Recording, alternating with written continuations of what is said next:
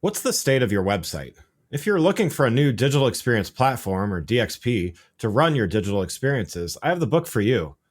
The Agile Brand Guide to Digital Experience Platforms is part of my best-selling series of MarTech books. In this book, I explore and demystify DXPs and look at the roles a digital experience platform should play, the different types on the market, as well as how to initially evaluate platforms, then how to best implement a DXP once you've selected it. The book also features a foreword from Rupali Jain, Chief Product Officer at leading DXP provider Optimizely, as well as several other thought leaders in the industry.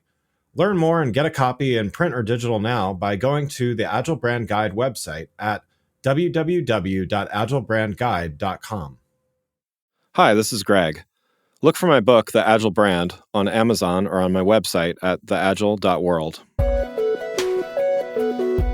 Welcome back to the Agile World podcast.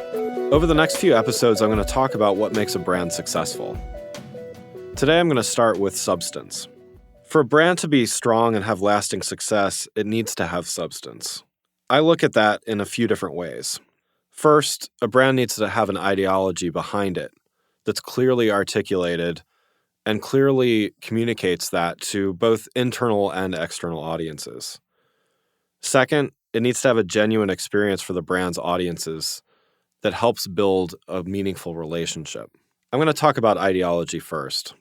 While tastes and fads may change over time, having a strong vision, mission, and core set of values is something that really shouldn't change and doesn't need to change.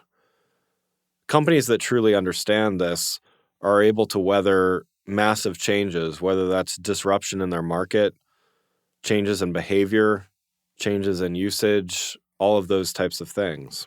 When customers as well as employees know what a brand stands for, it's something that allows them to keep a company top of mind.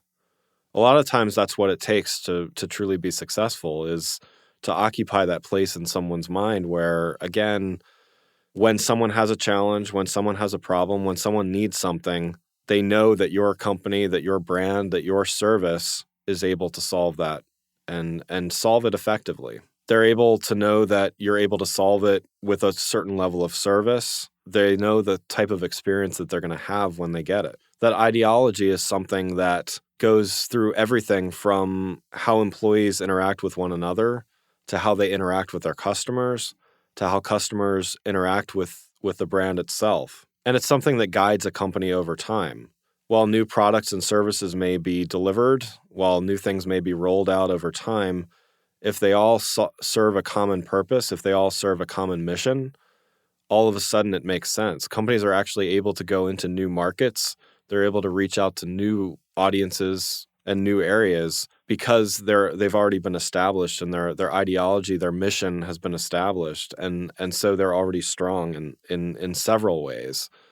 Having that strong ideology allows them to actually expand into those new things and have people already have a level of expectation about what they're going to get. The next aspect of substance is being able to offer a great experience. I talked a bit about expectations in a previous episode. Offering a great experience means that there is something not only authentic, but something consistent in the way that a consumer interacts with a brand. That substance means that there's something beyond just a sale. The relationship that I have with a brand, the relationship that the brand has with the customer, goes beyond simply making a purchase. There's an experience around that. What type of ongoing support is offered? If I need help using the product, if I need ideas of how to use it, so on and so forth, that brand is there to help me have a great experience with it. It's not just a one-time transaction. The last aspect of substance is timelessness. While there are brands created every day, there are many that have stood the test of time. They've done this because they have a clear ideology and they've stuck to that.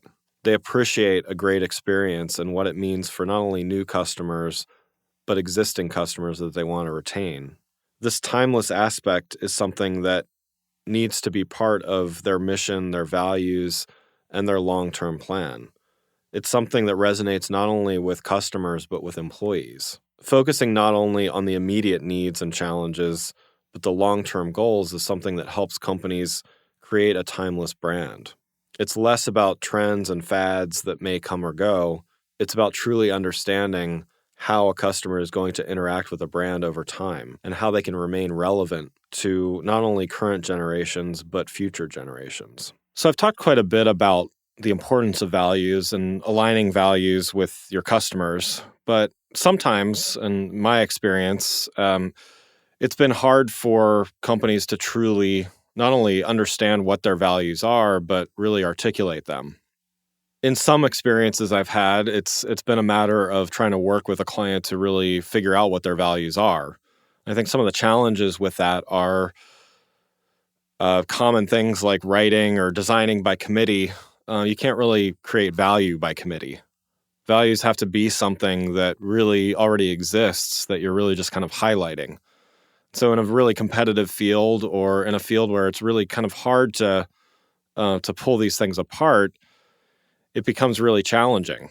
Everyone kind of says the same things. They all value, a professional services firm will value people. They'll value process. They'll value results. Those are all really, really common things. That's not really a value. That's not really something that differentiates you from anyone else, because who doesn't or shouldn't value their people or results or process? So it has to be about something more. It has to be about a story. It has to be about some type of why are you here? Why did you come to be? I don't think this is an answer that a group of people sitting in a room can answer.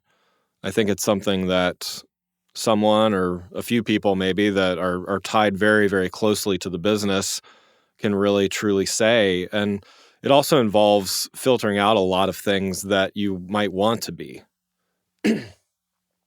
A lot of times we want to be everything to everyone. We want to offer services. We don't want to turn down money or customers or things like that. But by trying to be everything to everyone, we know where that leads us. It leads us to being really nothing valuable to anyone. So values really need to be something that, at the end of the day, if you strip everything else away, that's what you still are. That's why you make some decisions that you make. It's why you make tough decisions when you need to. It's why you say no to things. It's why you say yes to things. It's not just about money. It's not just about some of those other kind of obvious things. It's what's going to keep you from making a bad decision, or what's going to really guide you as you try to grow, as you try to differentiate yourself in the future. In the next episode, I'm going to talk about another aspect that makes brands successful: focus. Thanks for listening, and I'll see you next week. If you enjoyed this episode and found it helpful, please rate the show on iTunes or contact me through my website at theagile.world.